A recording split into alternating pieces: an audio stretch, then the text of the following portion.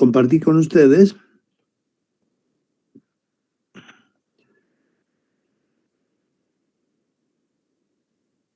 Ya, espero que en su pantalla estén viendo el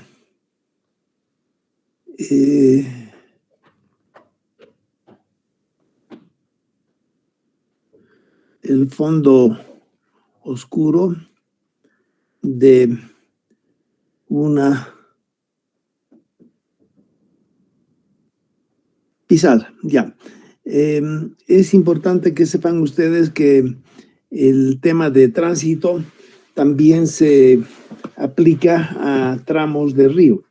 A ver, los dos temas serían, este ya lo saben, el del tránsito a través de un lecho, de un embalse. Tenemos el input y tenemos, por supuesto, la salida, que lo haremos de otro color, output, ¿no es cierto? Y obviamente la salida está más aplanada que la entrada porque hay una atenuación de la crecida. A esto le llamamos tránsito a través de un embalse. Este tema también se aplica cuando tenemos que hacer el tránsito a través de un tramo de río. A ver cómo funciona eso. Supongamos que acá tenemos el río. La distancia entre el punto de arriba y el punto de abajo son L kilómetros. Arriba tenemos la sección 1 y abajo la sección 2. Inicialmente el agua que escurre hacia abajo tiene el mismo caudal aguas arriba que aguas abajo. En el instante de todo el problema, tanto aguas arriba en la sección 1, que está L kilómetros más arriba que la sección 2, el caudal es el mismo. En esa situación se tiene un hidrograma de ingreso y input, y de lo que se trata es de averiguar cuál es el hidrograma que sale aguas abajo. Este es output, ¿no es cierto? Obviamente, una vez que logremos hacer resolver este problema,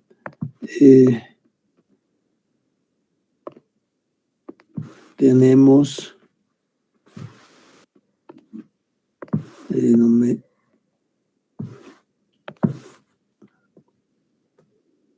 ya, va a ser una vez de que logremos terminar de resolver este problema, otra vez va a haber una atenuación, por eso que el hidrograma aguas abajo en color amarillo output del tramo del río presenta un pico más bajo que el pico que presentaba el hidrograma de ingreso.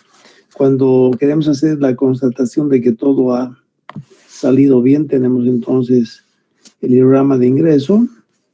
Acá también tenemos el hidrograma de ingreso. Y ahora voy a dibujar aguas arriba el hidrograma de egreso que sale por encima del vertedero o por el desagüe de fondo o por combinación de ambos. Acá habíamos dicho que el Q pico, el caudal máximo de salida por encima del vertedero coincide con la bajada del hidrograma de ingreso. En el tema del río, eso no sucede, más bien lo que sucede es algo parecido a esto. Fíjense que el pico acá ubicado aguas abajo está desfasado, no cae en la bajada del hidrograma de ingreso. Entonces, eso es característico de un tránsito a través de un tramo de río. El tramo puede ser también un canal. Vamos a ver si tenemos tiempo al final de la clase de los otros temas para poder tratar este otro tema en un tramo de río. Hay métodos bien definidos para esto. Uno de ellos es el método de Muskingum. Muskingum es el nombre de un río en Estados Unidos donde desarrollaron este método. Por supuesto, el tránsito a través del tramo del río puede ser tan complicado en el sentido de que se consideren todas las ecuaciones involucradas y se trate de solucionarlas. Yo asistí a una defensa de tesis doctoral en este tema de tránsito, pero los métodos más simplificados, que le llamamos métodos hidrológicos, utilizan obviamente una simplificación de esos métodos muy completos, pero los resultados que producimos para nuestros fines de diseño son tan buenos como esos otros métodos. Entonces, los modelos hidrológicos obviamente todavía los toman en cuenta. Cuando uno quiere hacer ese tránsito a través de un tramo de río, una de las opciones es el método de Muskingum. Y a partir de ese método se derivan unos otros, afinando un poco las cosas. Bueno, esto en cuanto a cómo funciona, cuál es la relación entre tránsito a través de un embalse y tránsito a través de un tramo de río o un tramo de canal también. ¿Para qué se necesita el tránsito a través de un tramo de río? Supongamos una cuenca que tiene esta forma. El curso principal, supongamos que es de esa forma. Y a partir de esto lo que podemos hacer es subdividir la cuenca en 3 cuencas. Fíjense, esta sería una de las cuencas, esta sería otra de las cuencas. Entonces, esta es la cuenca número 1, la cuenca número 2 y la cuenca número 3.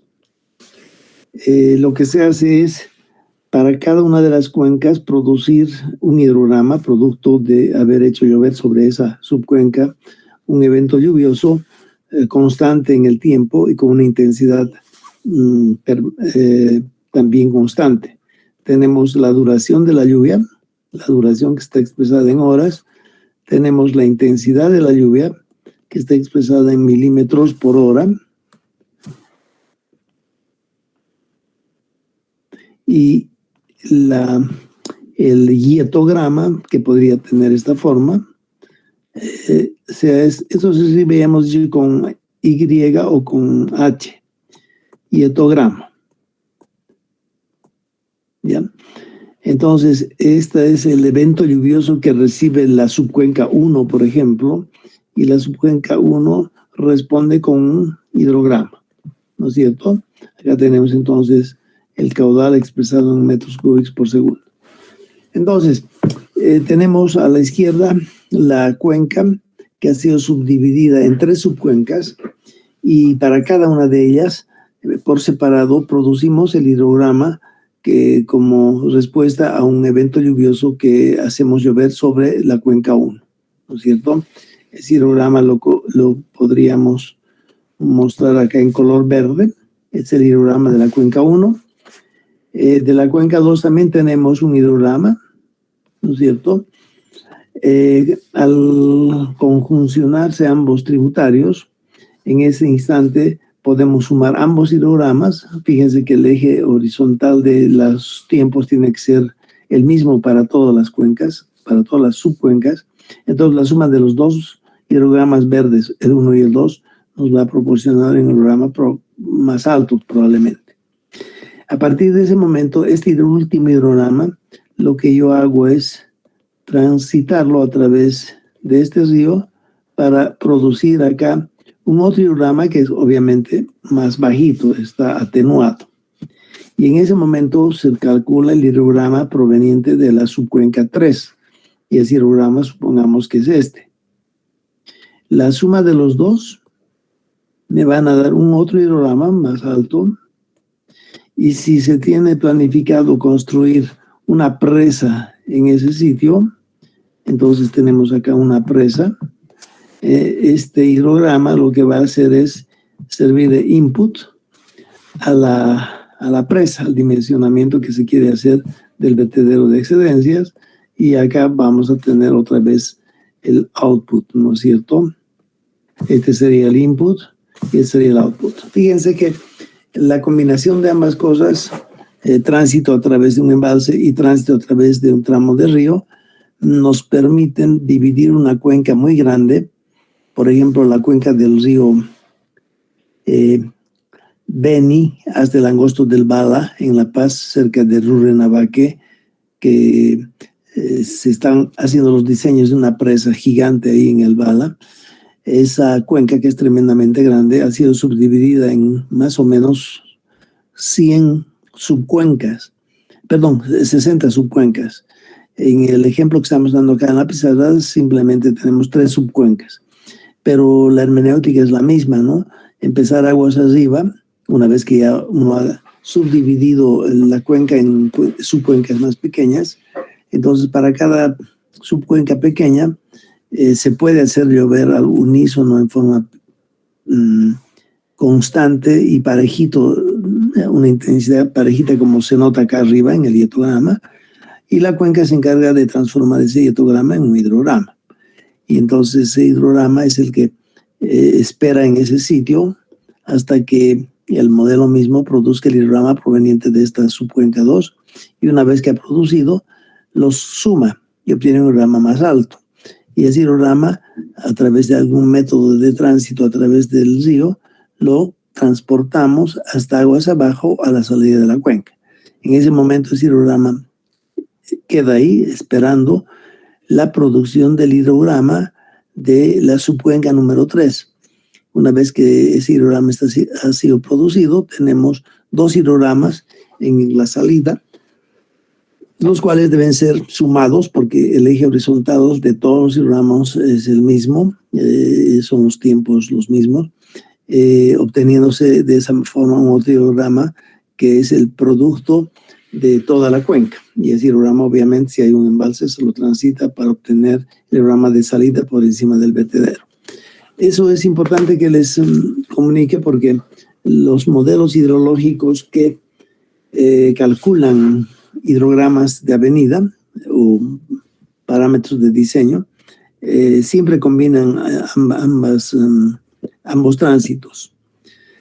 Y ya, eso para que sepan, y si hay tiempo podemos un poquito ahondar en este tema posteriormente. ¿Hasta aquí hay alguna pregunta? ¿Ha surgido alguna duda?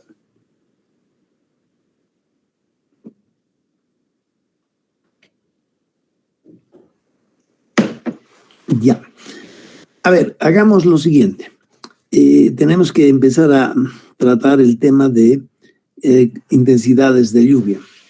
Y para ese tema ya hemos mostrado acá con el otro grupo, tal vez puedo usar el mismo gráfico, aunque tal vez no valga la pena. A ver, lo voy a borrar todo.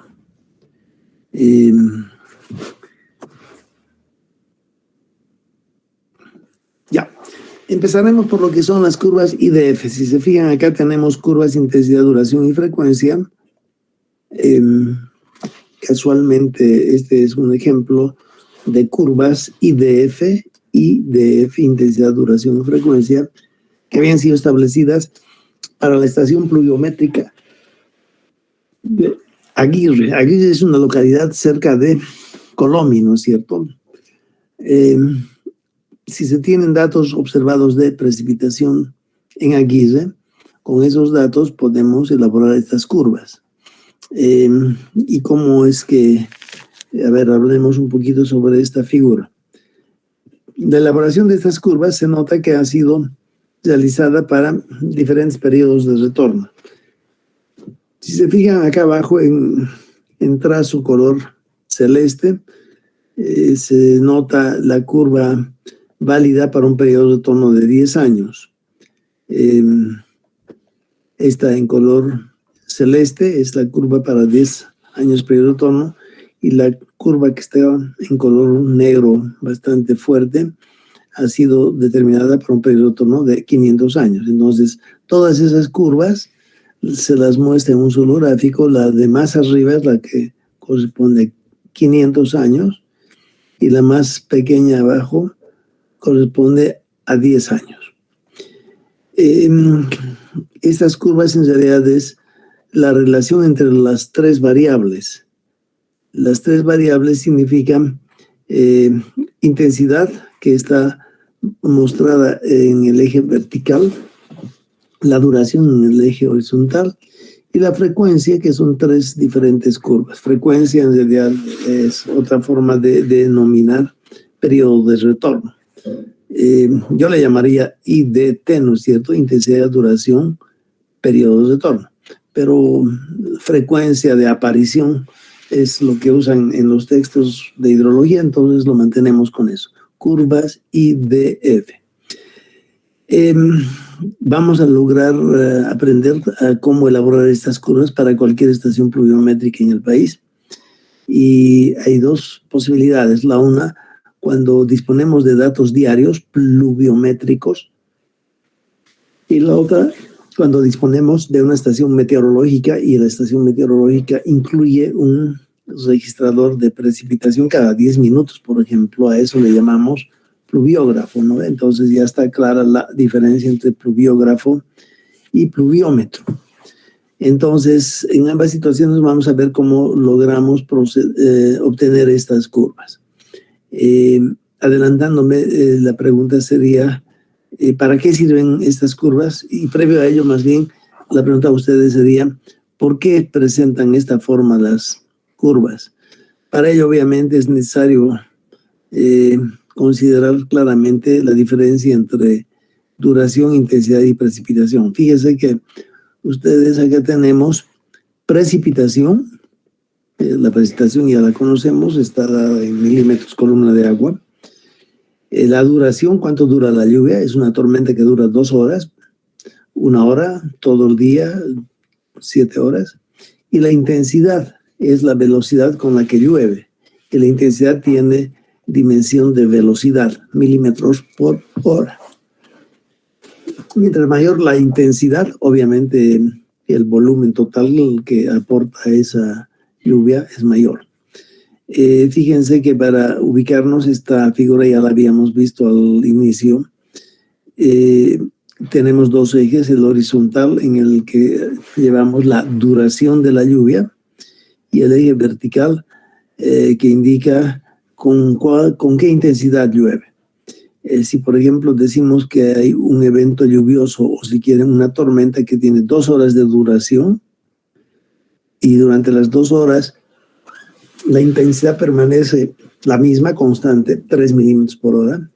A partir de ello podemos saber en las 2 horas cuál es la columna de agua expresada en milímetros que ha llovido. ¿Alguien de ustedes puede decirme? Los datos son que la duración de la lluvia son justo 2 horas. La intensidad con la que llueve es constante durante esas 2 horas y es igual a 3 milímetros por hora. Y con esos datos se les pide a ustedes calcular la columna de agua expresada en milímetros que ha caído en esas 2 horas. ¿Alguien me dice algo?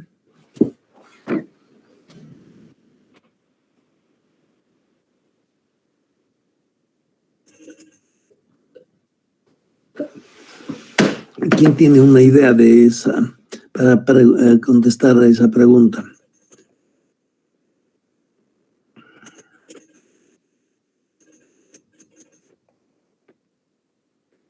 Nadie. Hoy ya somos 18, 19 personas. ¿Quién sabe la respuesta? ¿Está comprendida la pregunta? Los datos son los que están viendo en la pizarra, sombreados. Llueve durante 2 horas, la intensidad permanece constante a razón de 3 milímetros por hora. Y la pregunta es, al cabo de las 2 horas, ¿cuál es la precipitación total entonces? Y la precipitación total la expresamos en milímetros.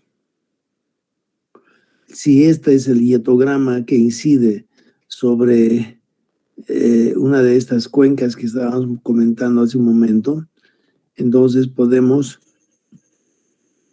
sobre uno de estos 3 subcuencas, ese hietograma incide sobre la subcuenca 1, por ejemplo. Entonces quisiéramos averiguar cuál es la cantidad total de lluvia que recibe en esas 2 horas.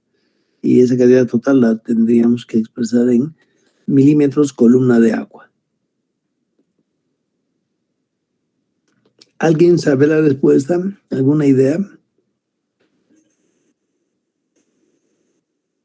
El evento lluvioso lo llamamos hietograma, ¿no? Y es gráficamente lo representamos como un bloque lluvioso En este caso, como ejemplo, estamos tomando un bloque lluvioso que tiene una duración de 2 horas, llueve durante 2 horas, y parejito las 2 horas, pues, la intensidad se mantiene constante, 3 milímetros por hora. En base a eso, la idea era preguntar a ustedes cuál es la columna total de agua que recibe entonces la cuenca. Nadie sabe, ninguna idea. Creo que esto ya lo hemos visto en alguna otra ocasión. A ver, este hietograma, si calculamos el área que contiene este rectángulo, el área sería base por altura. La base son 2 milímetros. Perdón, la base son 2 horas. Entonces, si quieren, lo podemos escribir acá. La base son 2 horas. 2 horas. Y la altura son 3 milímetros por hora. 3 milímetros por hora. Si yo calculo la superficie, tengo base que es 2 horas multiplicado por 3 milímetros por hora. Estas horas se van y lo que queda es 6 milímetros. Esa sería la respuesta entonces. Fíjense que una lluvia que dura 2 horas y cuya intensidad constante durante las 2 horas de 3 milímetros por hora, al final de las 2 horas, parejito sobre toda la cuenca que estoy considerando, se ha depositado una columna de agua equivalente a 6 milímetros. Esta sería la respuesta. Ahora, si eso han comprendido, la pregunta a ustedes sería, la forma que tienen estas curvas es la forma que normalmente se registra en la naturaleza, en cualquier parte del mundo. Esta es la forma que sucede. ¿Cómo interpretamos esta forma? Si hay una precipitación que tiene, por ejemplo, una intensidad de 5 milímetros por hora que se ubica acá, esa intensidad puede ser sostenida por una tormenta durante, por ejemplo, 8 horas. Pero si quisiera sostener durante esas mismas 8 horas una intensidad de 20 milímetros por hora, ¿se dan cuenta? Eso no sucede, no es posible. En otras palabras, cuando la tormenta tiene una duración muy corta, unos 5 minutos de duración, por ejemplo, la intensidad puede ser tremendamente alta. Fíjense, los 5 minutos serían aquí a la izquierda, y su intensidad puede ser tremendamente alta. Mientras más corta la duración de la lluvia, la intensidad que permanece durante esa duración es más alta. En cambio, no podría yo esperar, si se fijan acá, puedo esperar de que, si esto es una hora, durante toda una hora llueva 20 milímetros por hora. Pero no puedo esperar que durante 16 horas se mantenga los 20 milímetros por hora. Fíjense que no se mantiene, baja simplemente. Entonces la pregunta sería a ustedes, ¿por qué sucede eso? ¿Quién tiene una respuesta?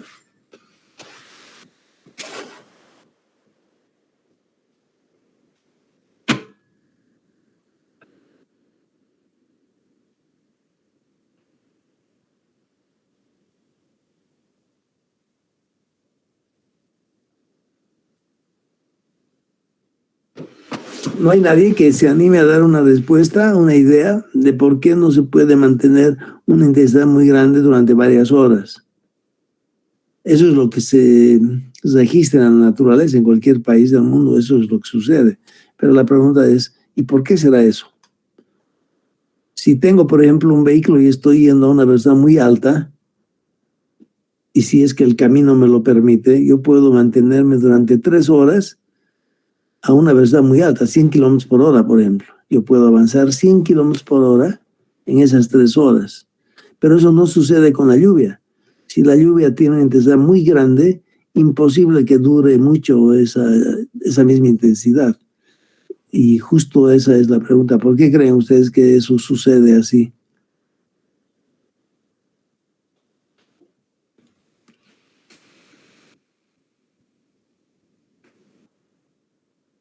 Ya, entonces hagamos que esto se quede como pregunta de examen. Ya, ustedes van a responder en el examen esa pregunta. A ver, continuemos con el tema este de la intensidad entonces. ¿Cuál es el uso que le damos a estas curvas IDF, intensidad, duración, frecuencia? Frecuencia se refiere al periodo de retorno, ¿no es cierto? Entonces son tres variables que juegan aquí un rol. La intensidad, la duración y también el periodo de retorno, a la cual le llaman frecuencia de aparición, IDF. Todos los textos hablan de IDF, entonces continuaremos hablando de IDF. Otra posibilidad sería hablar de IDT, ¿no? Intensidad, duración, periodo de retorno. Ya, ¿cómo le damos uso a estas curvas? Fíjense, vamos a partir de esto, graficar. ¿Se acuerdan de el camino que estaban ustedes diseñando? Supongamos que es el camino que se diseña. Va de esta comunidad a esta comunidad, ¿no es cierto? Y en el recorrido, el camino tiene algunos cursos de agua. Por ejemplo, aquí hay un curso de agua que escurre en ese sentido. Y obviamente hay muchos otros, ¿no es cierto? Y tendríamos que dimensionar la tubería que se encuentra en el cruce del camino con la quebrada. Entonces tenemos que calcular para qué caudal de diseño yo voy a dimensionar el diámetro de los tubos. Nos vamos a olvidar de la otra acá y consideraremos esto. Puedo yo, y eso ya saben ustedes cómo hacer, yo puedo simplemente delimitar el área de drenaje de esta cuenca, de esta quebrada, ¿no es cierto? Podría ser que yo tengo aquí un otro tributario y por supuesto que lo primero que hay que hacer en este caso es determinar el tiempo de concentración de la cuenca. Y obviamente el tiempo de concentración, ya saben ustedes cómo funciona eso, es el tiempo que le toma a la gota más alejada, que sería esta, en llegar a la salida. El recorrido que hace entre los dos círculos amarillos, el curso principal del río, le toma un tiempo y ese tiempo le llamamos tiempo de concentración. Ahora, hemos dicho que cuando hablamos del método racional, pongámoslo acá, método racional, el cálculo del caudal máximo sucede al multiplicar el coeficiente de escurrimiento por la intensidad por el área de drenaje de la cuenca. Fíjense, es muy simple recordarse esa fórmula. Método racional indica que el caudal máximo que produce esa cuenca hasta la salida de la cuenca, que es el cruce con el camino, se puede obtener a través de esta fórmula C y A. C, ustedes se acuerdan, es el coeficiente de escurrimiento y es adimensional. Intensidad es la intensidad de lluvia que yo imprimo sobre esta cuenca y está expresada en milímetros por hora. Y finalmente la área puede estar expresada en kilómetros cuadrados. Lo que hay que hacer en esta fórmula es simplemente manejar las unidades de tal manera que la multiplicación de C por I por A resulte en metros cuadrados. Perdón, metros cúbicos por segundo. Por supuesto, han debido ver o van a ver ustedes en la literatura que a veces dicen la fórmula racional es la siguiente. Q máximo es igual a C. Voy a usar esto para que no moleste. Q máximo es igual a C y la fórmula les obliga a ustedes a introducirse en porcentaje, por ejemplo. Y la fórmula les obliga a ustedes a introducir aquí esto, por decir, en pulgadas por hora, ¿no ve? Pulgadas por hora. Y A, seguramente, por ejemplo, la fórmula les obliga a ustedes a introducir A en kilómetros cuadrados, por ejemplo. Cuando ustedes cumplen las tres cosas, introducen, si estuviéramos en la zona de Arani, Hemos dicho que Aranis es una zona semiárida, es realidad casi más árida, y el coeficiente de escurrimiento en Aranis será de 0,15, por ejemplo. En ese momento, 0,15 debo introducir en esta fórmula como 15, porque me obligan a colocar ahí 15%. La intensidad tendría yo que ubicarla en esas mismas unidades, y la tengo, y los kilómetros. Pero la fórmula, cuando les da esto, les dice, esto hay que multiplicar por un factor, un coeficiente.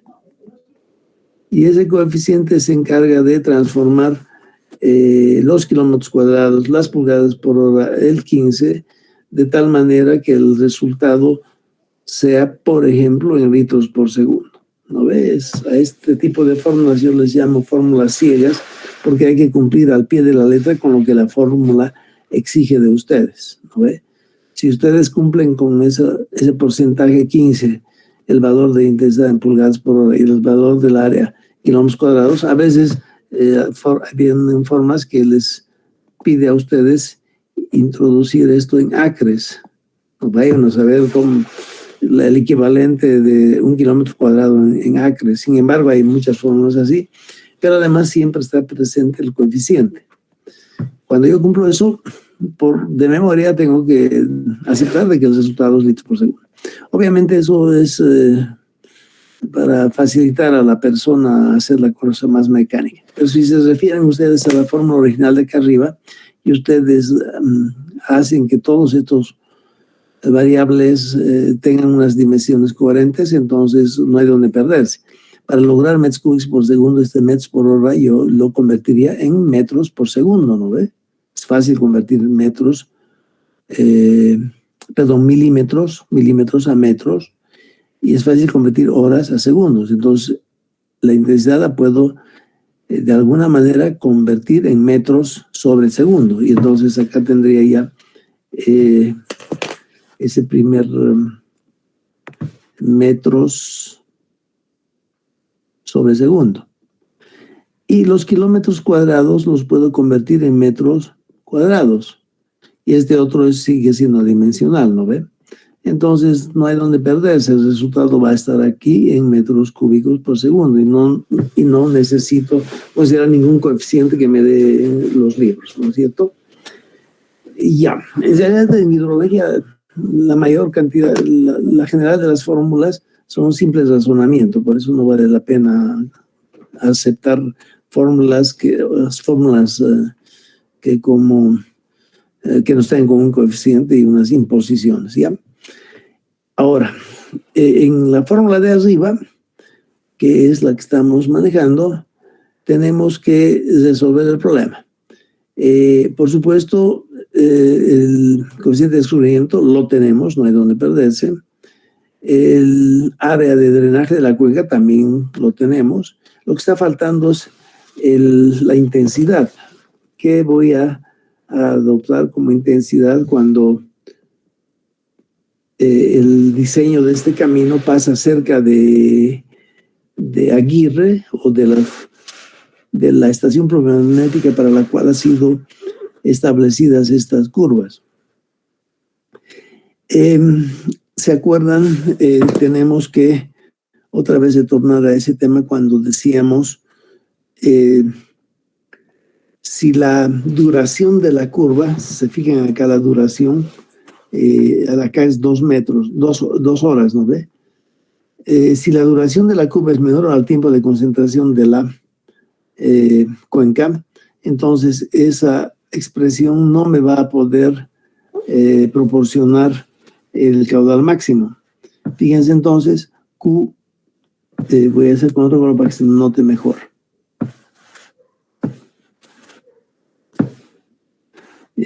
Q, el caudal de diseño, o sea, Q máximo, será un coeficiente C por la intensidad por A, ¿no es cierto? Decía yo que si la cuenca recibe una lluvia, por ejemplo, de duración igual a media hora, y sé que la cuenca tiene un tiempo de concentración de 1,2 horas, ¿no es cierto? Entonces, la gota más alejada, en el momento que empieza a llover, que sería esta de acá, va a empezar a escurrir en dirección a la salida y no termina de llegar a la salida y deja de llover, porque a la gota le toma 1 hora 20 en llegar a la salida, pero a la media hora ya deja de llover. Entonces, de ahí habíamos deducido que la lluvia que produzca un caudal máximo registrado aquí a la salida de la cuenca tiene que tener una duración igual o superior al tiempo de concentración de la cuenca. Entonces, si hace que el tiempo de concentración es 1 hora 20 minutos, necesitaré considerar lluvias cuya duración sean 1,20 horas. Y de esa manera nomás voy a lograr obtener el caudal máximo. Entonces, esta intensidad es función del tiempo de concentración de la cuenca, ¿no es cierto? Entonces, la duración de la lluvia que te va yo a imprimir sobre mi quebrada, esa duración tiene que ser exactamente igual al tiempo de concentración. Y si supongamos, por ejemplo, que el tiempo de concentración es 4 horas, tiempo de concentración 4 horas, entonces debo hacer llover sobre esta mi cuenca durante 4 horas, no menos. Entonces me ubico aquí en 4 horas y si me dicen que debo hacer el diseño para un periodo de retorno de 10 años, entonces corto la curva de 10 años y directamente obtengo que la intensidad es de, digamos, 8 milímetros por hora. Ya fíjense, para eso me sirve en este caso estas curvas IDF. Por un lado, necesito entrar con una duración igual al tiempo de concentración de la cuenca, 4 horas, y por otro lado, debo considerar qué periodo de retorno debo utilizar para el diseño, y si me piden que el diseño sea realizado para 10 años, entonces obtengo la intensidad igual a 8 milímetros por hora. ¿Qué significa esto? Que en la cuenca las tormentas van a durar 4 horas y durante las 4 horas la intensidad va a permanecer constante e igual a 8 milímetros por hora. Y a partir de ahí ya tengo ya el caudal máximo y ese caudal máximo lo voy a asociar con un periodo de retorno de 10 años. ¿Por qué? Porque la intensidad que estoy utilizando corresponde a 10 años periodo de retorno. Hasta ahí se comprende entonces cómo se aplica esta metodología. Ahora fíjense,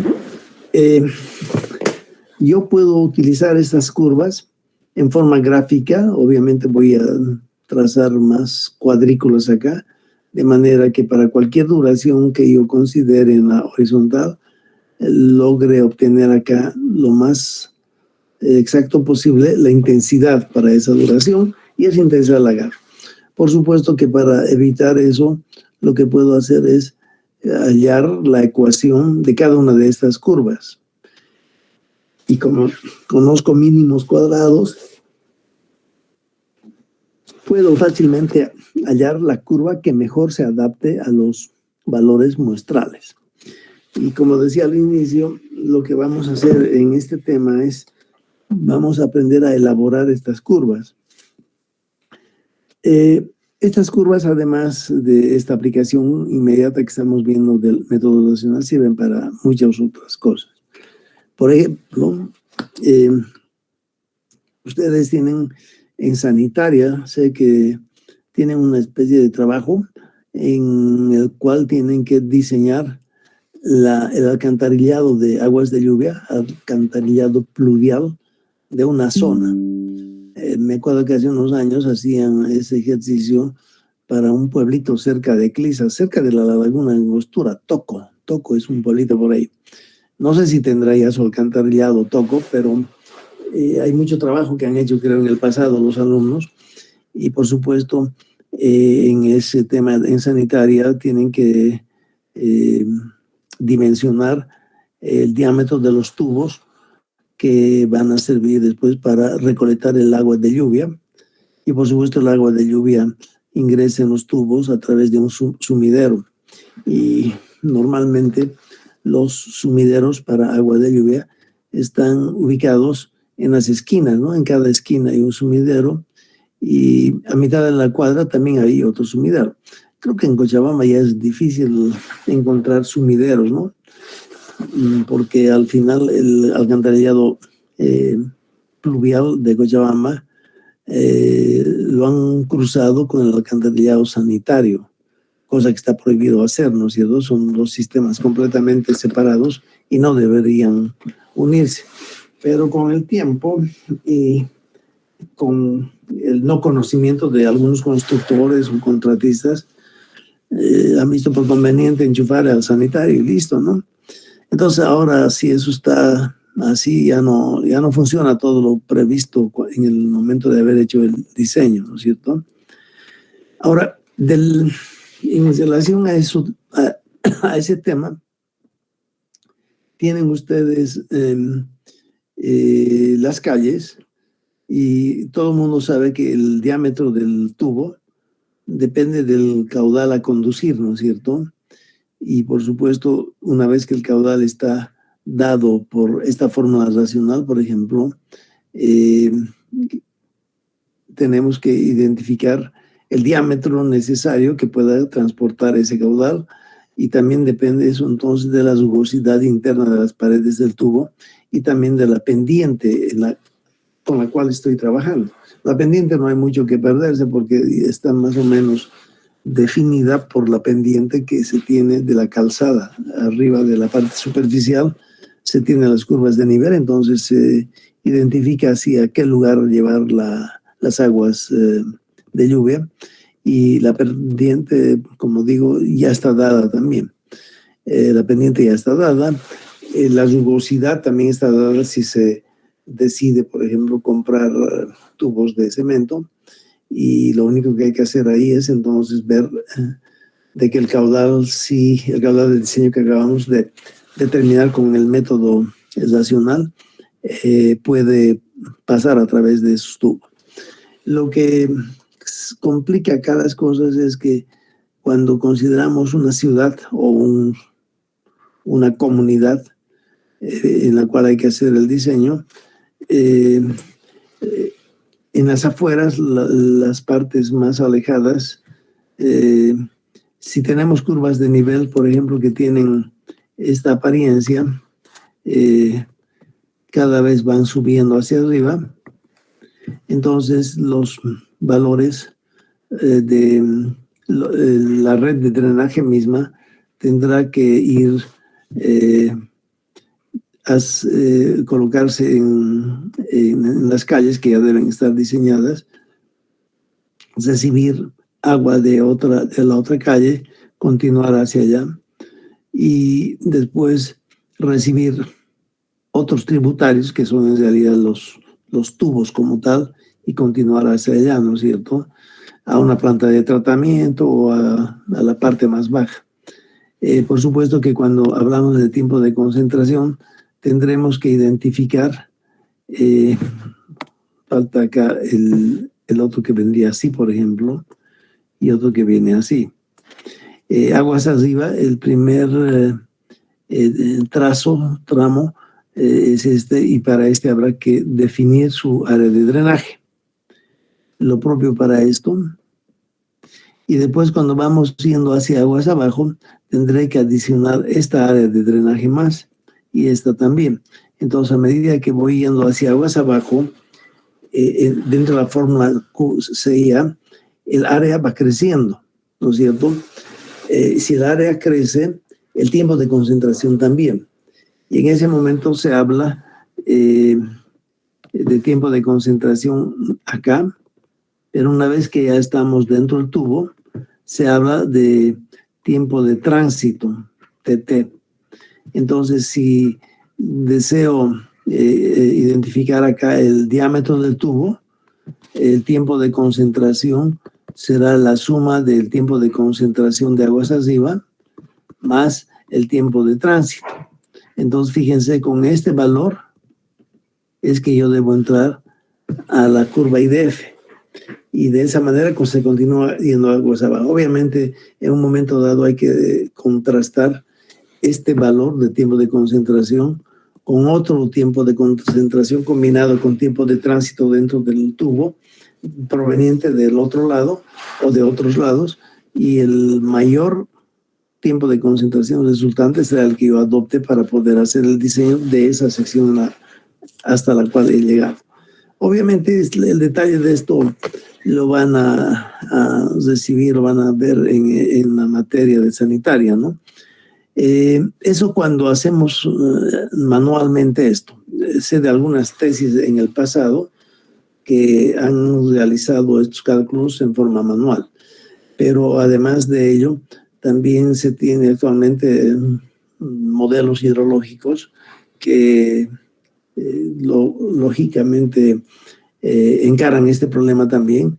Y bueno, actualmente me imagino que cuando la comunidad del centro para el cual están diseñando los tubos sea un poco grande, ya manualmente es medio laborioso hacer, y entonces en ese momento es mejor considerar los paquetes, modelos que se encargan de ello, ¿no es cierto? Pero en todo caso, el concepto es el que hay que siempre acordarse, ¿no? Ya, ¿hasta ahí hay alguna pregunta?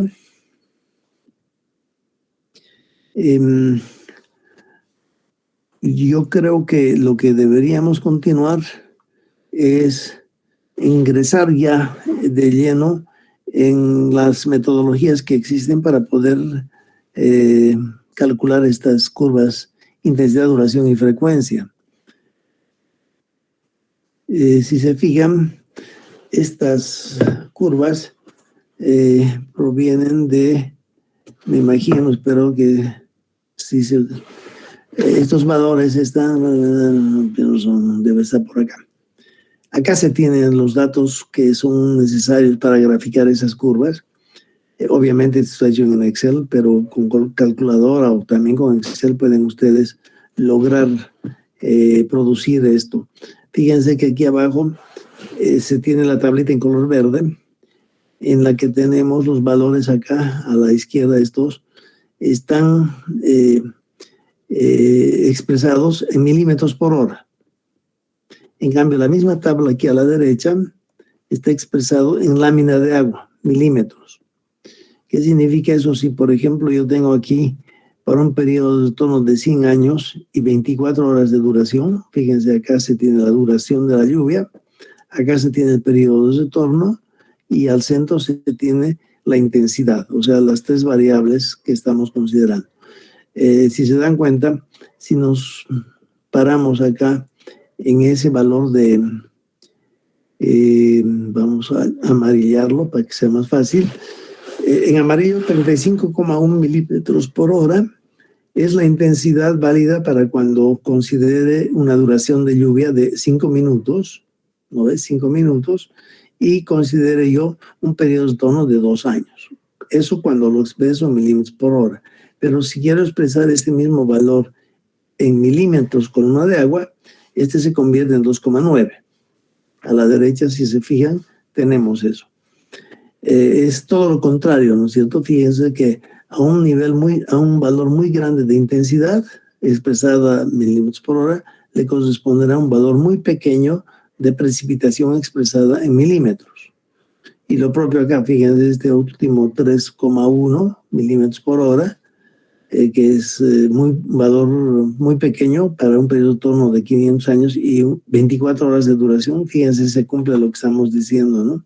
Si consideramos esta línea horizontal, que la voy a achurar en rojo, y los valores en blanco, fíjense, esta línea en rojo, cuando voy de izquierda a derecha, los periodos de retorno van creciendo, ¿no ven?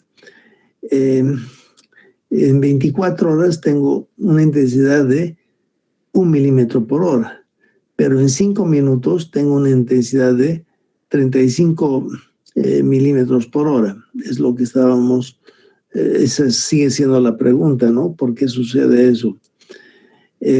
O sea, la forma de esta curva, que proviene obviamente de estos valores, tiene nomás que reflejar el hecho de que mientras más dura la lluvia, mayor la duración de la lluvia. Si se fijan acá, 5 minutos, 15 minutos, una lluvia de 24 horas para el mismo periodo de retorno de 2 años, solamente tiene una intensidad de 1 milímetro por hora.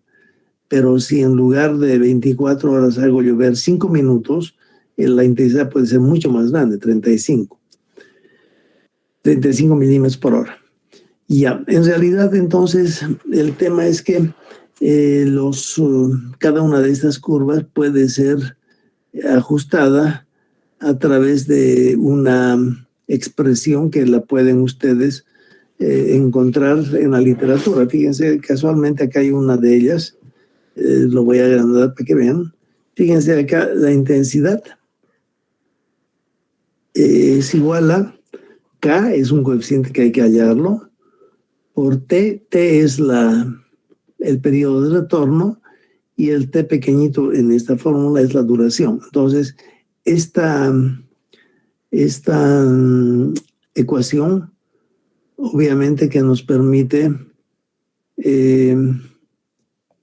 relacionar las tres variables en uno solo. Fíjense, I es la primera variable, T mayúscula es el periodo de retorno y T minúscula es la duración de la lluvia. Fíjense que este tipo de fórmulas me permite a mí colocar acá no 10 años, no 20 años, no 50 años, no 1000 años para periodos de retorno. Yo puedo colocar acá en periodos de retorno 2,55 años, si quiero, o 12,2 años, ¿no es cierto? Como la regresión me proporciona esta curva, esta ecuación de la curva, y estos son valores continuos. Esa es una posibilidad. Fíjense que en base a los datos que tenemos, por ejemplo, de Sacaba, datos pluviométricos de precipitación, podríamos intentar elaborar curvas IDF y todas ellas van a estar representadas por una sola ecuación que sería esta. ¿Por qué? Porque esta incluye las tres variables, ¿no ve? La duración, el periodo de retorno y en base a esas dos tengo la intensidad.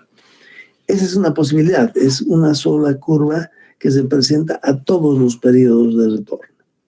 Veamos ahora qué otras curvas hay en la práctica, seguramente en el ejercicio práctico que les voy a proporcionar. Las curvas deberían ser una curva para cada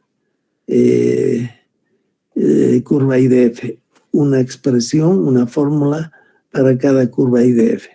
Bueno, acá creo que en este Excel no estoy viendo eso. Bueno, podemos en todo caso buscarlas. Pero hasta ahí, ¿hay alguna pregunta? A ver si encuentro una.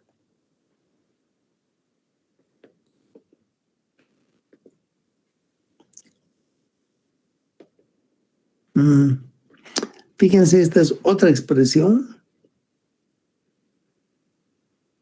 La intensidad es función de la duración solamente. En esta fórmula, por ejemplo, no aparece. Bueno, sí, ¿dónde está el periodo de retorno? Pero no se lo ve acá. Intensidad, duración. No hay el periodo de retorno, hay un error ahí. Veamos si más arriba tenemos eso. Nada que ver. No, estas son de Cochabamba que tienen otras fórmulas. A ver, Valle Grande, ¿qué dice acá? Fíjense, esta es una fórmula que la van a aplicar a ustedes. ¿Se dan cuenta? La intensidad es función de la duración, nada más. El valor A y B proviene del ajuste con mínimos cuadrados.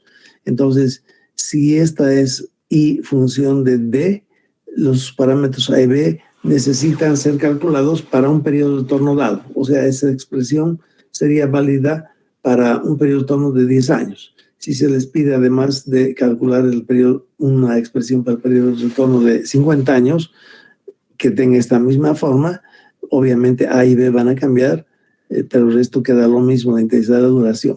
Entonces, si son 4 periodos de retornos para los cuales ustedes tienen que elaborar esta curva, tendrán que obtener cuatro regresiones para lograr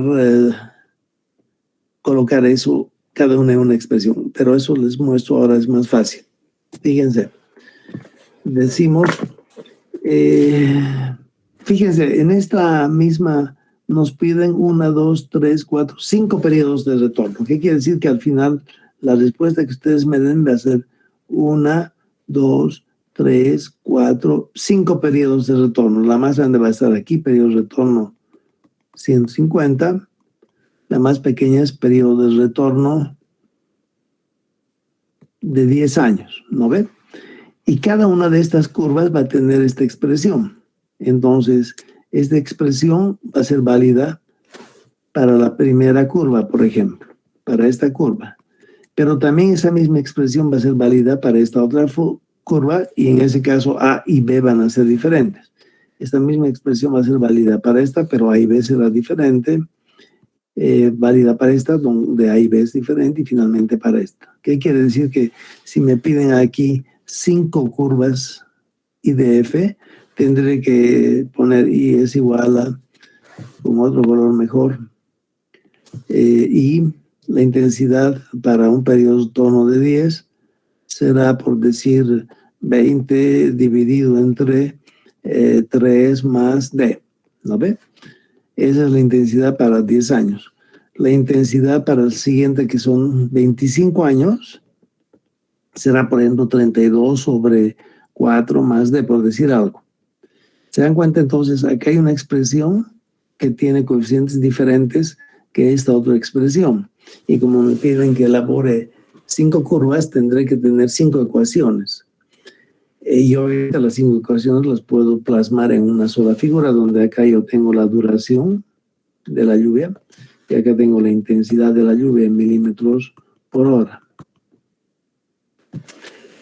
Ya, ahora ya que estamos viendo esto acá, podríamos intentar aplicar ya nomás estas curvas que están viendo ahí. El tema es el siguiente. Para situaciones en las que contamos con datos meteorológicos, es decir, pluviógrafos que nos proporcionan valores cada 10 minutos, cada 20 minutos, cada media hora, cada una hora, el procedimiento es ligeramente diferente que cuando consideramos una estación pluviométrica, como por ejemplo esta de Valle Grande, donde los datos con los que contamos son solamente precipitaciones diarias, las máximas de cada año. Fíjense que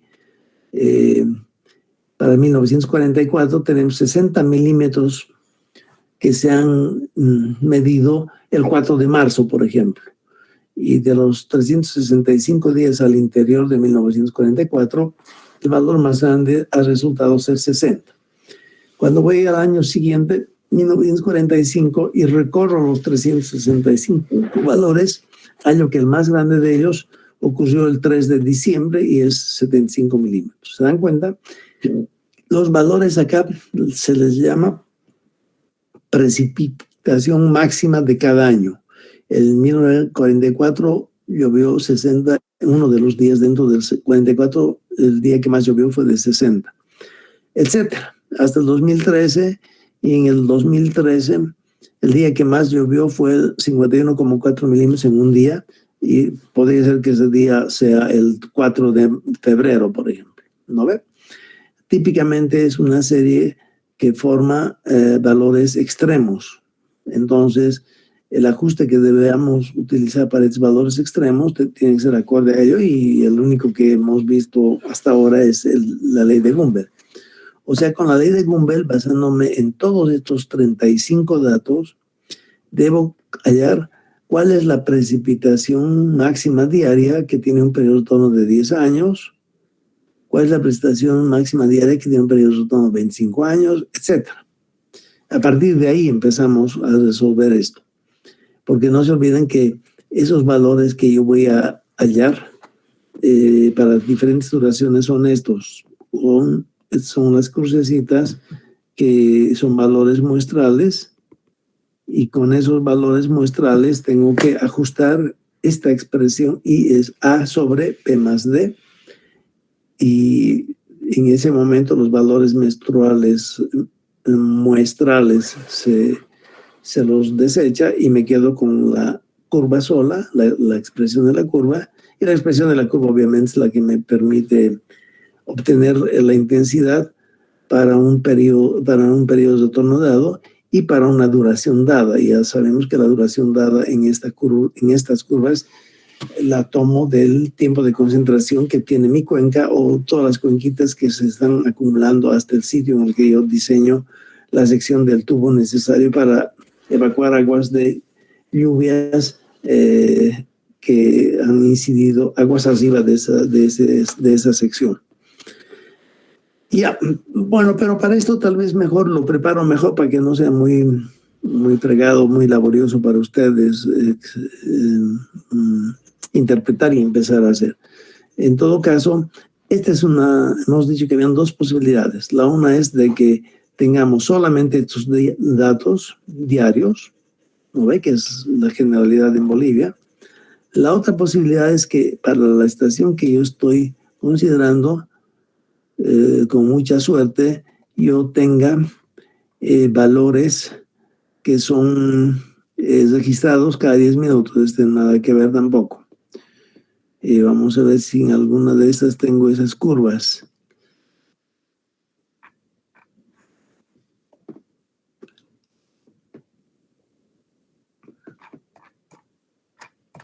Todas se están repitiendo, creo.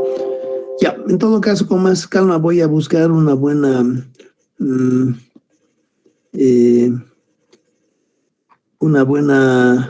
práctica para que logren ustedes resolverla en la casa y obviamente tienen que poderme presentar eso en alguna clase.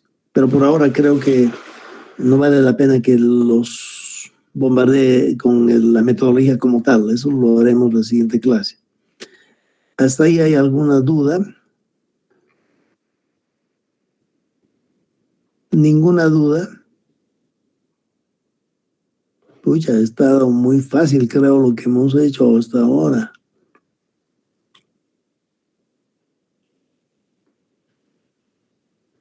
Ya. Si no hay más preguntas, yo creo que acá nos vamos. ¿Alguien tiene algo más que decir o nos podemos ir?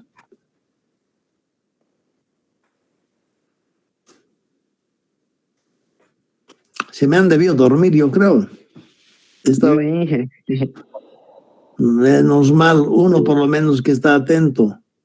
3 puntos adicionales para Orlando Johnny. Gracias, Inge. Inge, disculpe, buenas noches. Una pregunta. Jonathan Milton, dime. Sobre las notas del primer parcial, Inge. Ay, sí, eso me han hecho recuerdo del otro grupo también. Ya las tengo y se las voy a enviar a los auxiliares para que les repartan a ustedes. He tenido que hacer algunas peripecias para un poquito elevar el puntaje de muchas personas que tenían demasiada baja nota. Me he dado cuenta de que la gente que ha estado trabajando en una de las preguntas que tiene que ver con autorregresión, modelo autorregresivo, pucha, la mayoría están una lástima y algunos me han dicho que es que esa pregunta era más difícil que las otras de los otros grupos y evidentemente eso he podido percibir después de haber terminado de calificar. Entonces lo que he hecho ha sido elevar un poco las notas, por ejemplo, de esos que han tenido como pregunta de autorregresivo, para un poquito sopesar, ¿no es cierto? Y de esa forma han salido las notas. Las notas están compuestas por la nota del examen, obviamente, 2 preguntas del examen, una 50 y la otra 50, ¿no? Sobre 50 cada una y se suma. Y a ese resultado también he sumado las notas que vienen de los auxiliares, ¿no? La máxima era 10 puntos. Y a eso he sumado también las intervenciones durante las clases, 2 puntos, 3 puntos, 4 puntos, 5 puntos que tengo anotado en el cuaderno, también he sumado. Y de esa manera ha salido las notas que van a recibir ustedes. ¿Ya están dando examen de otras materias? ¿En la facultad no? Sí, hemos dado exámenes. ¿El segundo examen? ¿O cuál? No, el segundo todavía. Los primeros todavía hemos dado. Ah, ya, los primeros todavía no. ¿Y segundos nada todavía? Segundos todavía, Inge. Sí, porque me estaban hablando, ya tenemos que empezar con los segundos. Pucha, yo casi me voy porque nos falta todavía uno que otro tema. Y ya, quedaremos en eso entonces. Yo les mando las notas a los auxiliares para que les hagan llegar a ustedes. ¿Hay más consultas? Daisy Riva, ¿cómo está usted? ¿Tiene consultas o no? ¿Está todavía ahí Daisy Riva allá? Ya debe estar cenando. Y Kaelia Giselle Ortuño. Daisy Riva allá me dice que no está cenando todavía. Y Yaelia Giselle Ortuño. Se han dormido aquí, me están diciendo. Sí, yo no sé. Es muy tarde. No está. Buenas noches. Adelante, Grover Lunasco, ¿no? El Auxi. El Auxi nuevo. Ah, tú eres el Auxi. ¿Qué me cuentas? Todo bien aquí, Inge, gracias. ¿Por qué se estarán durmiendo? Este tema es muy importante, por si acaso. Llegan a la materia de Sanitaria 2 y tienen problemas con este tema, no entienden qué es tiempo de concentración. Tuve la oportunidad de dar también la materia en un semestre como auxiliar. Bueno, ayudar a los compañeros y repiten bastante la materia ahora que se nos ha ido también el ingeniero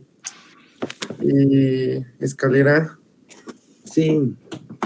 Nos quedan muy pocos ingenieros y los que han supuesto el cargo, entonces no está yendo muy bien, y como era todo virtual,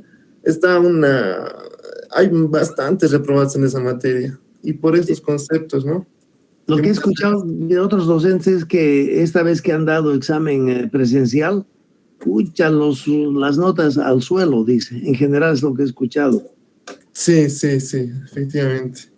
Qué macana. Robert, tú les has dado también el tema ese de diseño aguas pluviales, alcantarillado de aguas pluviales.